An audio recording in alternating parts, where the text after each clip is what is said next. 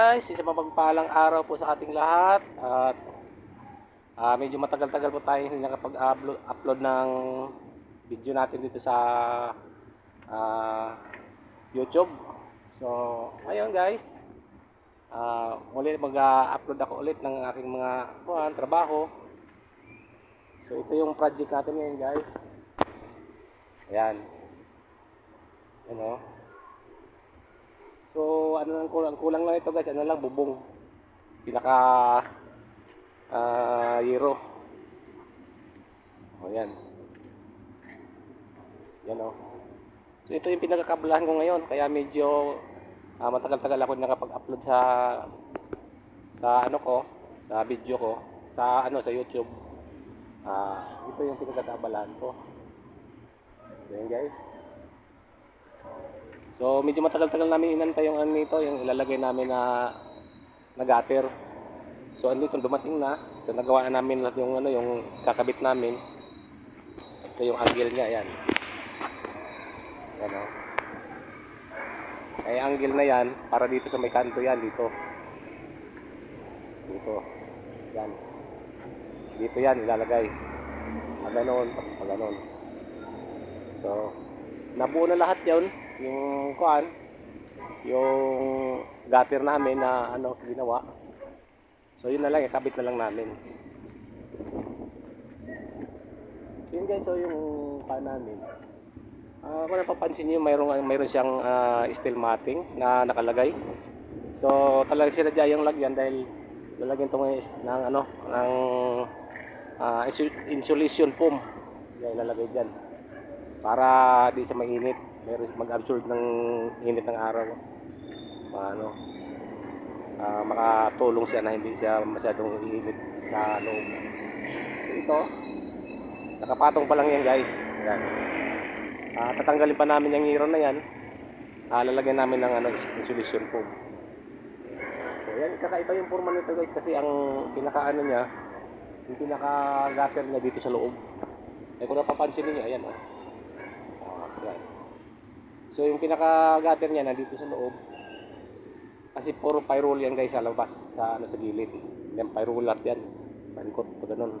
Yan dun. Tapos yun naman yung yung pababang palitada sintada na yun. Ayan ay siguro lalagyan ng grills na lang siguro yan para masarado siya, hindi makaka. So ito guys, kung mataas tong bahay na to. Bali apat na pang-apat na pang-apat na flooring to. Pero ang talaga, tatlong palapag lang talaga dapat to. Pero naging apat kasi gawa nga dito. Yan.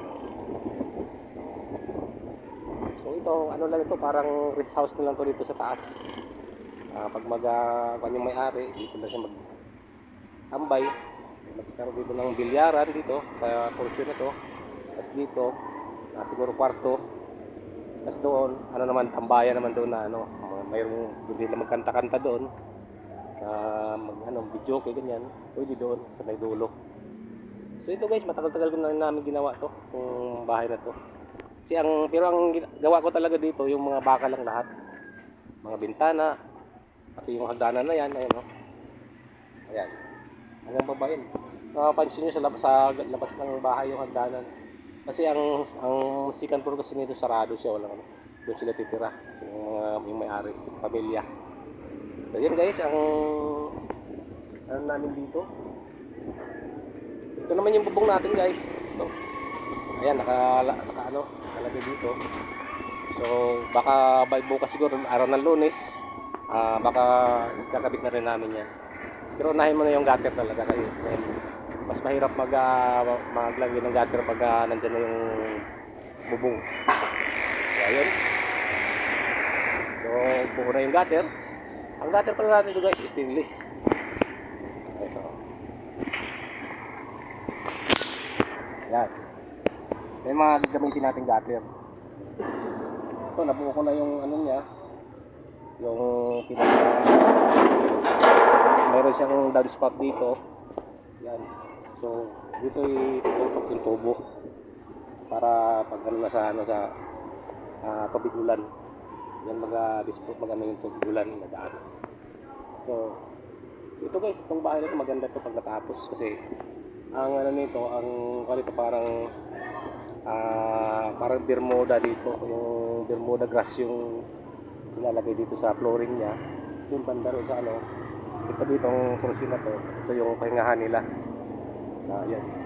So maganda dito guys kasi mahangin ang dito, mahangin ang kapaligiran kasi mataas eh.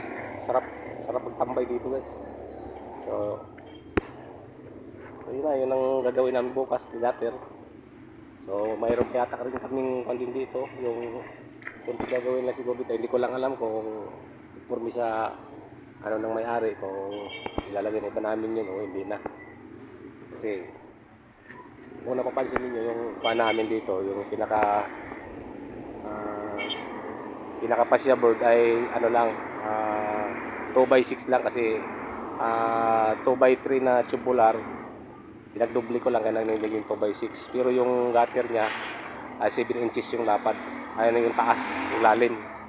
So siguro palagay ko magdadagdag pa ako ng pasya board, palalaparin ko pa yan kasi mas pangit tingnan yung nakausli yung ano niya, yung gutter.